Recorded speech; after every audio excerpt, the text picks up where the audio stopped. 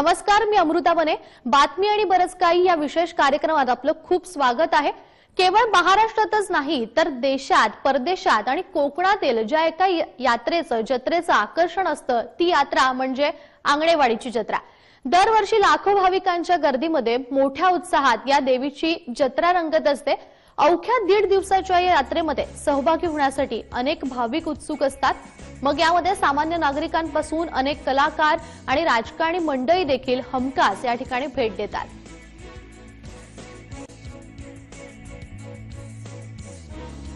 दरवर्षी मी भराडी देवीच्या यात्रेला येतो.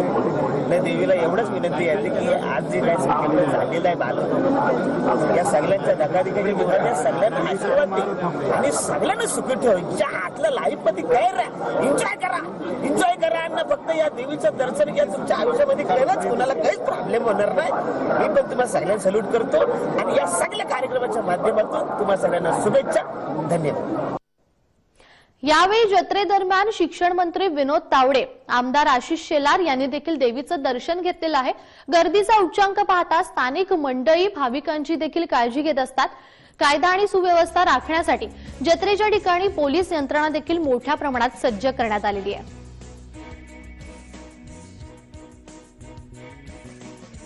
सत्य सत्तेवर येऊ द्या असं सांगण्यात आलं. देशहित सत्तेवर येऊ द्या, सत्य सत्तेवर येऊ द्या.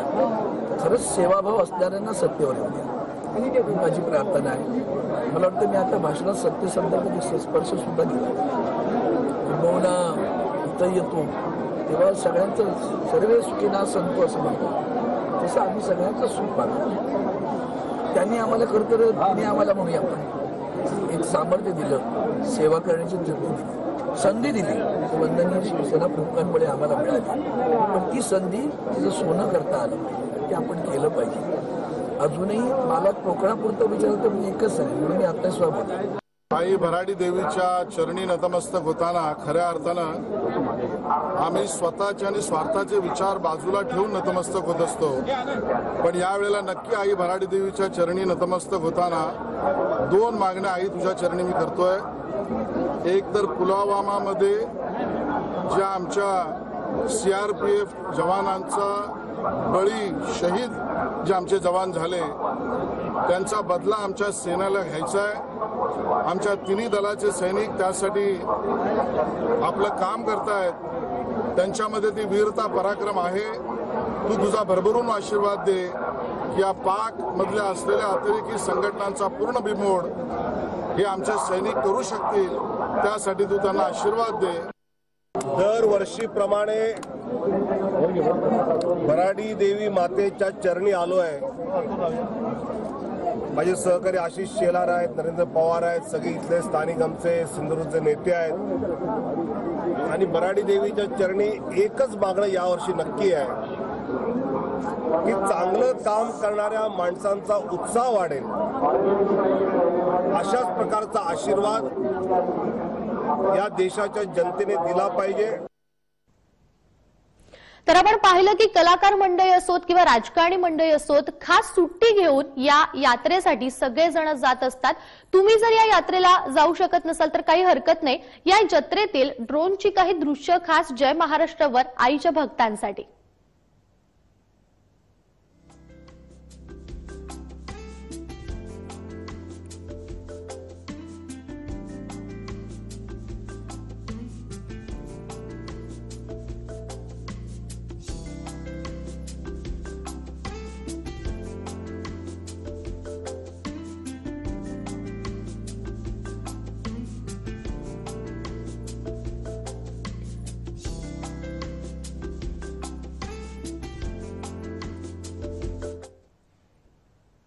एकूणच महाराष्ट्रामध्ये उत्सव म्हणा, जत्रा म्हणा यांची काही कमी नाहीये. पण आंगणेवाडीच्या भराडी देवीची जी जत्रा असते त्याची एक वेगळी वैशिष्ट्य आहेत. पाहूयात ग्राफिक्सच्या माध्यमातून. मालवण तालुक्यातील आंगणेवाडी हे लहानसं गाव आहे आणि या गावात भराडी देवी विराजमान आहे.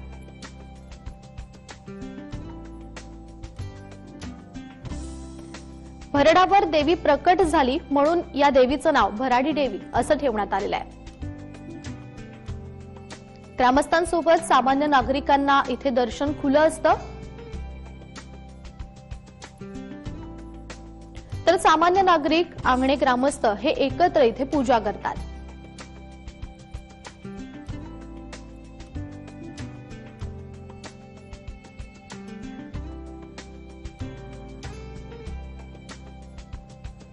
या जत्रेमध्ये अनेक सांस्कृतिक कार्यक्रम देखील असतात, सांस्कृतिक सोहळा असतो।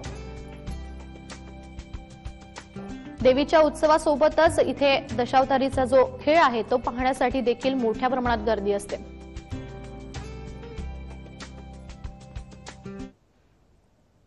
तर अशी ही भराडी देवी, या भराडी देवीचा जो प्रसाद आहे त्याचं देखील एक वेगळं वैशिष्ट्य पाहूया। याचं वैशिष्ट्य म्हणजे आंगणे गावातील माहेरवाशिणी एकत्र येऊन इथे पूजा करतात। त्यातही माहेरवाशिणी काहीही न बोलता अबोल राहून हा प्रसाद बनवतात। प्रसादामध्ये भोपळ्याचे वडे असतात, भाजी, भात, वरण या सगळ्याचा समावेश असतो। प्रसाद केळीच्या पानावर इथे मांडला जातो आणि त्यानंतर तो भाविकांना दिला जातो। याहीमध्ये नैवेद्याचं जे ताट आहे ते हिरव्या साडीमध्ये गुंडाळून त्याचं एक गाठोडं बनवलं जातं। गाठोडं पूजेनंतर डोक्यावर घेऊन मुली मंदिरामध्ये जातात।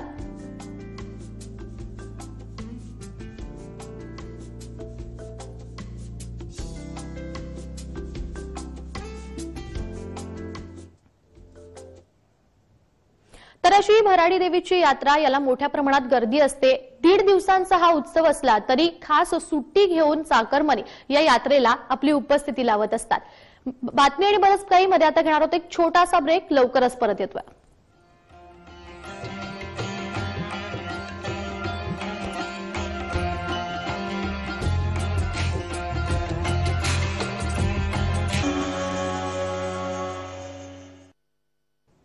ब्रेक नंतर बातमी आणि बरंच काही मध्ये तुमचं पुन्हा एकदा स्वागत आहे। आजचा दिवस खूप खास आहे कारण महाराष्ट्रामध्ये 2 महत्त्वाचे उत्सव होतात। एकीकडे आंगणेवाडीची जत्रा, तर विदर्भाची पंढरी म्हणून ख्याती असलेल्या बुलढाणा जिल्ह्यातील संतनगरी शेगाव इथे दरवर्षी श्री संत गजानन महाराज यांचा प्रकट दिन सोहळा मोठ्या उत्साहाने साजरा केला जातो। या वर्षी सुद्धा हजारो भाविक या सोहळ्यासाठी संतनगरी शेगाव इथे दाखल झालेले आहेत। श्री संत गजानन महाराज हे 141 वर्षांपूर्वी संतनगरी शेगाव इथे प्रकट झाले होते आणि त्या ठिकाणी त्यांनी आपलं जीवन हे शेगाववासियांच्या सहवासामध्ये घालवलं। या सोहळ्यासाठी हजारो पायी दिंड्या, पालख्या या शेगावात दाखल होत असतात। शेगाव संस्थांच्या वतीनं या सर्व दिंडी आणि पालख्यांसाठी विविध सोयी सुविधा देखील पुरवल्या जातात। टाळ मृदुंगाच्या निनादामध्ये गणगण गणात बोते याचं नामस्मरण करत श्री गजानन महाराजांच्या रजत मुखवट्याची पालखी निघालेली आहे। पुढे पताकाधारी सेवक आणि त्यामागे वारकरी गजानन महाराजांचं नामस्मरण करत हे निघालेले आहेत।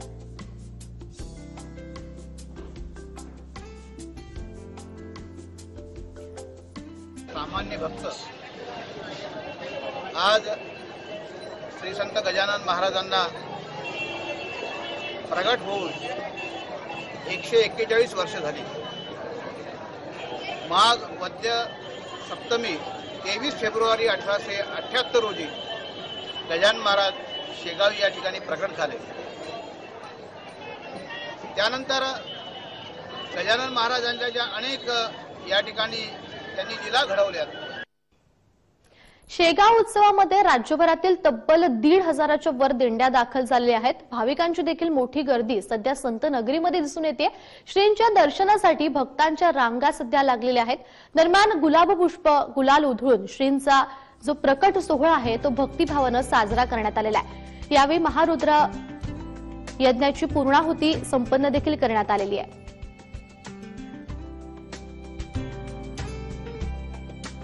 निमित्त इथं मी आलेलो आहे आणि मी तर स्वतःसाठी नाही आलेलो आहे, फक्त मला एकच म्हणायचं की माझ्या महाराष्ट्रातला जो बळीराजा आहे तो सुखावा, त्याला सुख प्राप्त व्हावे व गोरगरीब जी जनता आहे जी हाल अपेष्टा सहन करत आहे त्यांच्या जीवनातला दुष्काळ जाऊन एक नवीन सकाळ उदयास यावी यासाठी आज महाराजांच्या प्रकट दिनाच्या कार्यक्रमाला येऊन महाराजांच्या चरणी मी हीच प्रार्थना केली आहे। आणि फक्त एवढंच बोलतो आपल्या माध्यमातून की संपूर्ण महाराष्ट्रातील जनतेला सुख प्राप्त व्हावं, यश यावं आणि कधीही कुणीही बिचारा कुणी शेतकरी, शेतकऱ्याची मुलं, बेरोजगाराचे, गरिबाचे मुलं उपाशी मरू नये आणि अशिक्षित राहू नये. फक्त एवढीच आज ईश्वर चरणी मी प्रार्थना केली आहे. या निमित्ताने धन्यवाद. बोलो गजानन महाराज की जय. जय गजानन, श्री गजानन, जय गजानन, श्री गजानन.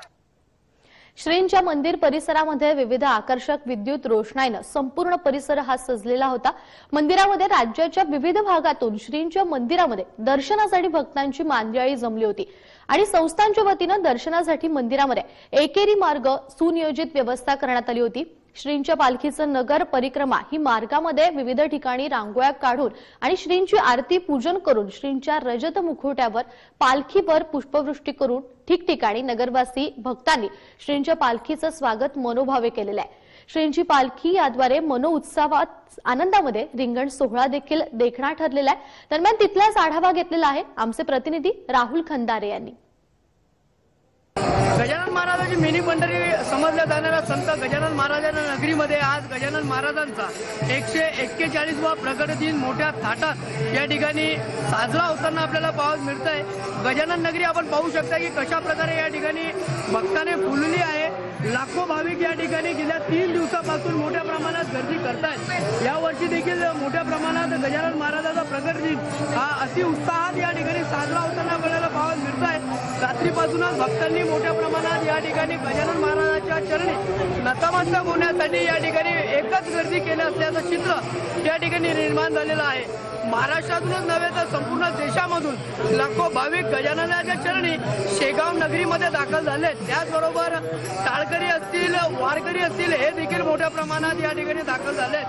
गजानन महाराजांची पालखी देखील आता मार्गक्रमण करत आहे आणि गजानन महाराजांच्या जयघोषामध्ये संपूर्ण गजानन भक्त या ठिकाणी अतिउत्साहात उत्साह साजरा करताना पाहावयास मिळत आहे. राहुल खंडारे, जय महाराष्ट्र, बुलढाणा. 23 मे 1878 रोजी आजच्या दिवशी गजानन माऊली शेगाव नगरीमध्ये प्रगटली होती. आजच्या दिवशी पातुरकर यांच्या वाड्यासमोर एका कार्यक्रमामध्ये उष्ट्या पत्रावळीमधून अन्न शोधत असताना गजानन महाराज प्रकट झाले होते.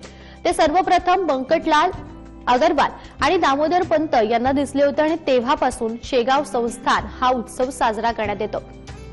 आणि तिथल्या भाविकांशी बातचीत केलेली आहे आमचे प्रतिनिधी राहुल खंदारे यांनी. शेगावीमध्ये सकाळपासूनच भक्तांनी मोठ्या प्रमाणात या ठिकाणी गर्दी केली आहे. आज महिलांचा प्रगट दिवस आहे आणि प्रगट दिनानिमित्त भक्त या ठिकाणी आलेले आहेत. आपण त्यांच्याकडून जाणून घेऊया.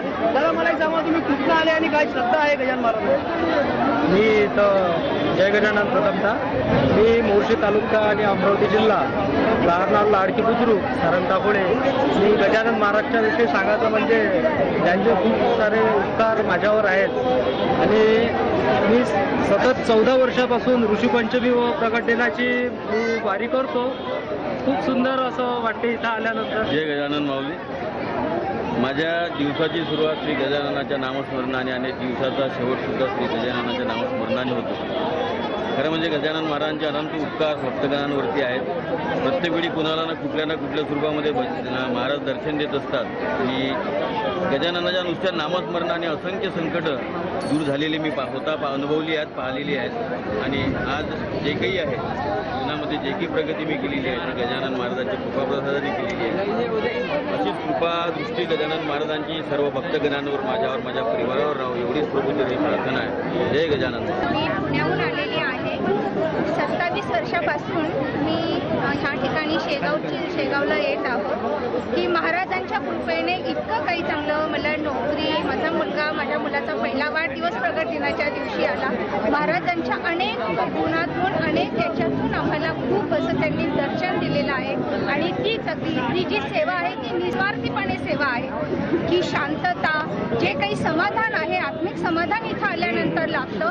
महाराजांच्या इथून वाटत नाही परतीचा प्रवास सुरू झाल्यानंतर महाराजांना सोडून जावं असं वाटत नाही, पण नाईलाज आहे की त्यावेळेला जावं लागतं. जय गजानन.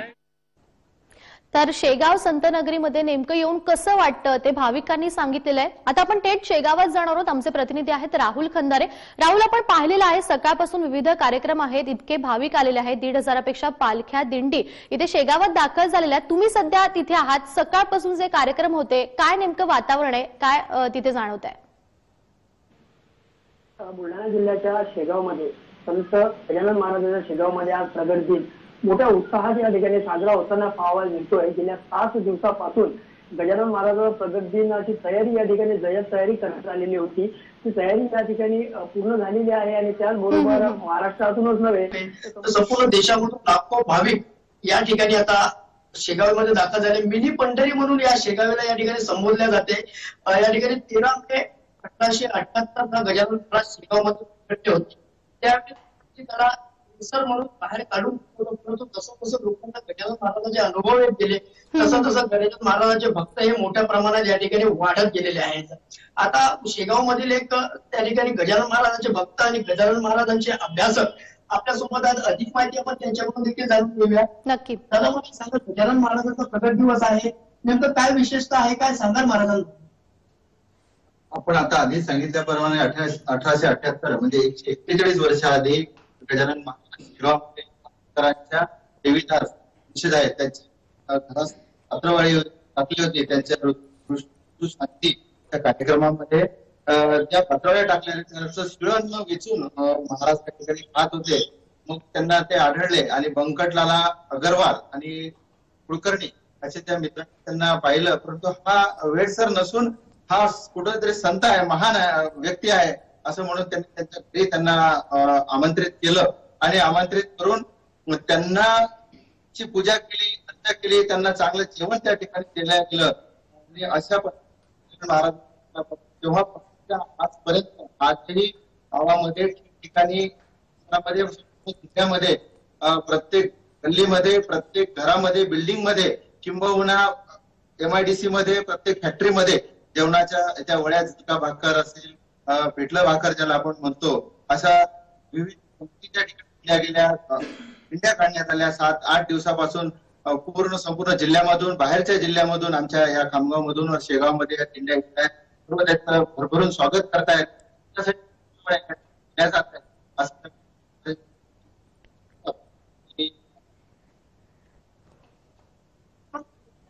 गजानन महाराजांच्या भक्तांनी गजानन महाराजांबद्दल अनेक अधिक माहिती आपल्याला या ठिकाणी दिली आहे.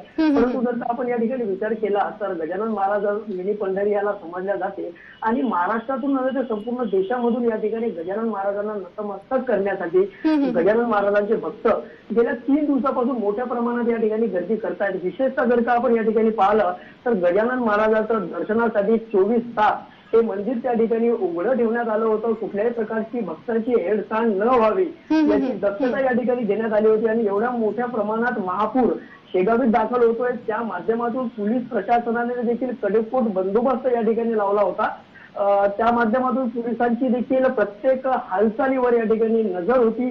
त्याचबरोबर गजानन महाराजांच्या त्या ठिकाणी परिसर तर त्या ठिकाणी दुमदुमला होता, परंतु गजानन महाराजांची सुरुवातीला शेगाव मधून त्या ठिकाणी प्रमुख मार्गाने त्या ठिकाणी यात्रा काढण्यात आली होती आणि त्या यात्रेमध्ये देखील लाखो भाविक त्या ठिकाणी दाखल झाले होते आणि गजानन महाराजांच्या जयघोषाने संपूर्ण शेगाव नगरी या ठिकाणी दुमदुमली होती. आपण आताच बघितलंय की पुणे असेल, नागपूर असेल, नाशिक असेल अशा मोठ्या शहरातून देखील गजानन महाराजांचे अगदी खरं राहुल, ठिकठिकाणाहून जे भक्त आहेत गजानन महाराजांचे ते इथे येतात आणि मोठ्या प्रमाणात गर्दी होते. राहुल, आणखी एक महत्वाचं, गजानन महाराजांचे भक्त आणि अभ्यासक तिथे आहेत. आणखी एक प्रश्न विचारू इच्छिते की आपलं ते भाग्य म्हणा किंवा महाराष्ट्राला जी काही संत परंपरा लाभलेली आहे त्या सगळ्यांनीच म्हणजे भगवंत किंवा ईश्वर हा चराचरामध्ये आहे आणि मग तो प्राणी असू दे किंवा माणूस असू दे, एखादी निर्जीव जरी गोष्ट असेल तरी त्यामध्ये देखील भगवंत आहे हीच शिकवण दिलेली आहे आणि गजानन महाराजांनी देखील अशाच प्रकारची जी शिकवण आहे ती भक्तांना दिली होती. तर त्यांना मी नक्कीच विचारू शकेन की या त्यांची शिकवणीबद्दल काय सांगतील? बरोबर आहे अमृता, मी पुन्हा एक वेळेस त्यांना हा प्रश्न विचारतो की मला एक तुम्ही सांगा की गजानन महाराजांची नेमकी शिकवण भक्तांसाठी काय होती, विशेषतः काय सांगा? भक्तांसाठी शिकवण हीच होती की गजानन महाराजांच्या लीला होत्या. आपण पाहिलं असेल की कोरड्या विहिरीत पाणी गजानन महाराजांनी हे केल्याबरोबर झाडाला हे, आणि आज गजानन महाराज सांगतायत की आम्ही त्यांच्याकडून बोध घेतो आहे की श्रद्धा आणि श्रम जर असतील तर निश्चितच तुम्हाला यश येईल. आणि गजानन महाराजांच्या चरणी आम्ही तिथे भक्ती वाहतो. बरेच लोक मुंबई पासून नाशिक पासून पायी त्या ठिकाणी दिंडीमध्ये येतात किंवा पायी वारी करतात. गुरुवारी 251-351 वारी केलेल्या आहेत. आणि या भक्तीमुळे जी श्रद्धा आपण त्या ठिकाणी वाहिली ती निश्चितच त्या ठिकाणी पूर्ण होते. जी मनोकामना असेल ती पूर्ण होते. असं आमची जी गजानन महाराजांबद्दलची श्रद्धा आहे ती या ठिकाणी आम्ही प्रकट करतो. अमृता, आपण बघितलं की या ठिकाणी गजानन महाराजांवरती अपार अशी श्रद्धा आमची आहे आणि गजानन महाराजांकडे जे काही आपण मागितलं ते पूर्ण होते अशा प्रकारचा विश्वास देखील या ठिकाणी आपल्याला बोलताना व्यक्त केला आहे. परंतु गजानन महाराज ज्यावेळेस या ठिकाणी शेगावमध्ये अवतरले होते त्यावेळेस स्थानिक लोकांनी त्यांना अवलिया म्हणून गावातून काढून दिलं होतं. परंतु जसं जसं गजानन महाराजांचे चमत्कार असतील किंवा गजानन महाराजांची जे काही शिकवण असेल जसं जसं लोकांच्या डोळ्यासमोर होते ते लोकांना ज्यावेळेस करत होतं त्यावेळेस खरंच गजानन महाराजांना मानणारा मोठा वर्ग त्या काळी त्या ठिकाणी झाला होता. परंतु आता तर संपूर्ण देशामध्ये गजानन महाराज मोठ्या प्रमाणात या ठिकाणी प्रचलित असल्याचं आपल्याला पाहायला मिळते. अमृता, निश्चित, आणि तीच परंपरा त्यांचे जे भक्त आहेत ते आजवर चालवताना पाहायला मिळतात. धन्यवाद राहुल या सगळ्या सविस्तर आढाव्यासाठी.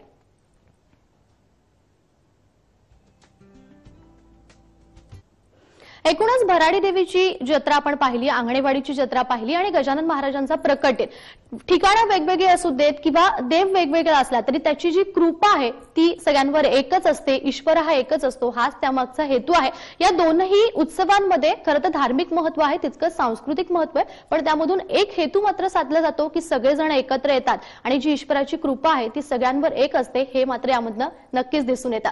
बातमी आणि बरंच काही या कार्यक्रमाचा वेळ झालेली आहे इथेच थांबण्याची. पाहत रहा जय महाराष्ट्र न्यूज.